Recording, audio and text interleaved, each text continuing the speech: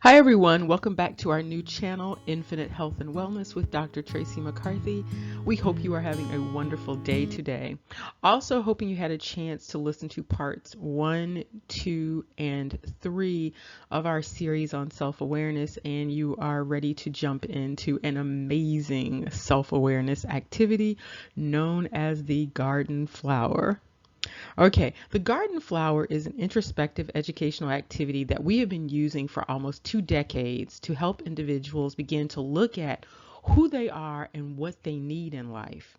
The garden flower activity helps people to get in touch with what types of environmental dynamics serve to bring out the best of them in life, and which environmental circumstances might actually bring out something less than the best. In other words, our worst. The activity also helps people to tap into what types of people, places, and dynamics support their health and wellness, and which ones tend to take away from being healthy and well. So now that we've explored the dimensions of self-awareness and the benefits of being more self-aware, let's look at one way of fostering more self-awareness in life regarding our environments and how we are impacted by them. These environments can be our interpersonal relationships, our workplaces and our coworkers, our places of worship, our social groups, and our actual physical home environments and family dynamics.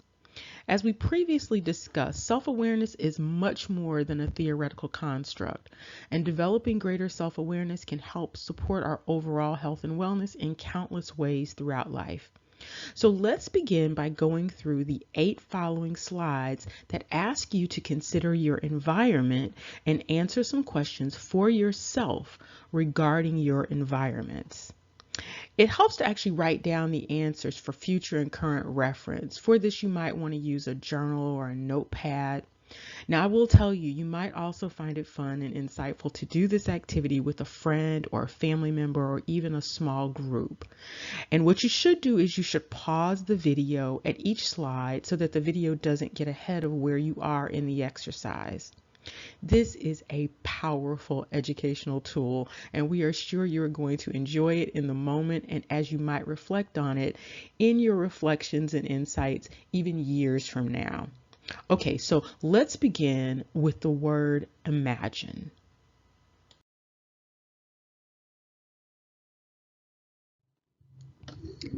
To imagine is to form a mental image of something, to think, to believe, and to plan. Now, close your eyes and imagine your life is exactly what you want and need it to be today in this very moment.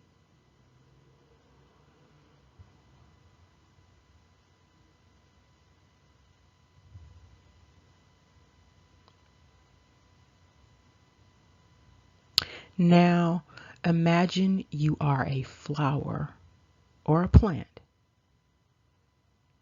and your home, your relationships, your school, your place of worship, and your workplace are all gardens.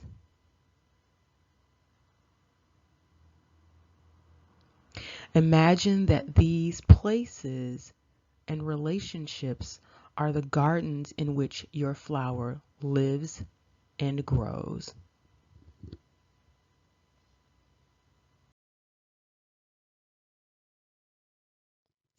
Now, close your eyes again and ask and answer the following question. What type of garden soil will help my flower to bloom and flourish? What type of garden and soil will help me to blossom? After you've thought about that, write your answers down.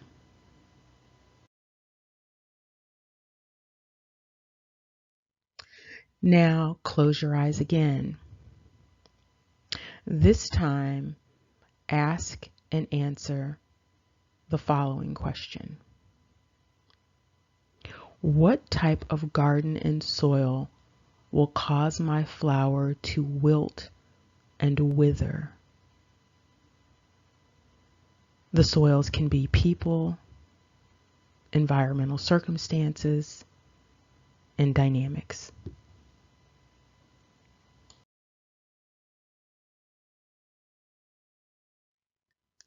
Now, with your eyes closed again, imagine your current life gardens and soils, the ones that you are currently in, the families you're in, the relationships you're in, the workplaces you are in, the home you are in. Then ask yourself, are my current life gardens and soils nurturing my growth or bringing about my wilting? When you think about your answers, also answer why or why not. Make sure to write your answers down for each of your situations, your circumstances, each of your gardens and your soils.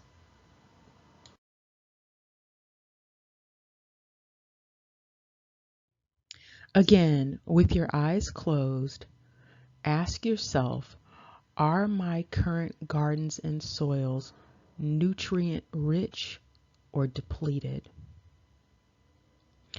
This includes the people, the dynamics, and the environments of your gardens and soils.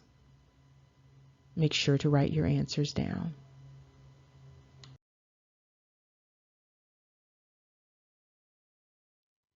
Next, ask yourself questions about how your flower is experiencing the gardens and the soils. Can your flower breathe, feel the warmth of the sun, and the blow of the wind in your current gardens and soils? Make sure to write your answer down.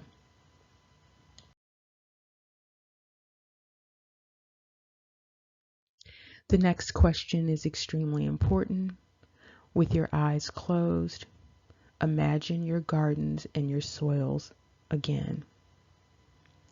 Then ask yourself, are the other flowers and plants in my garden and soil thriving or dead and dying? These would generally include the other people represented by flowers and plants in your garden. Are they thriving or are they dead and dying?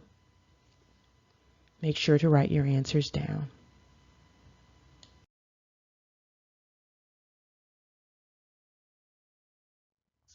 The garden flower is a powerful tool that can provide much insight in life. Some may find it useful to explore the garden flower concept with others in life.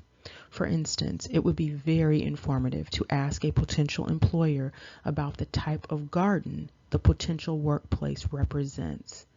Information about salary and benefits may seem like the most important information you can gain during and after an interview.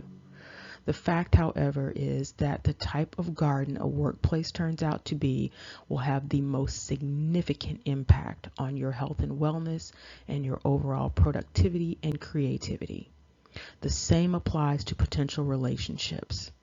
What is more important than falling head over heels in love is finding out more about the romantic gardens one might be planting their precious flowers in life. A toxic romantic partner is not a healthy garden for any type of flower. Neither is a toxic workplace.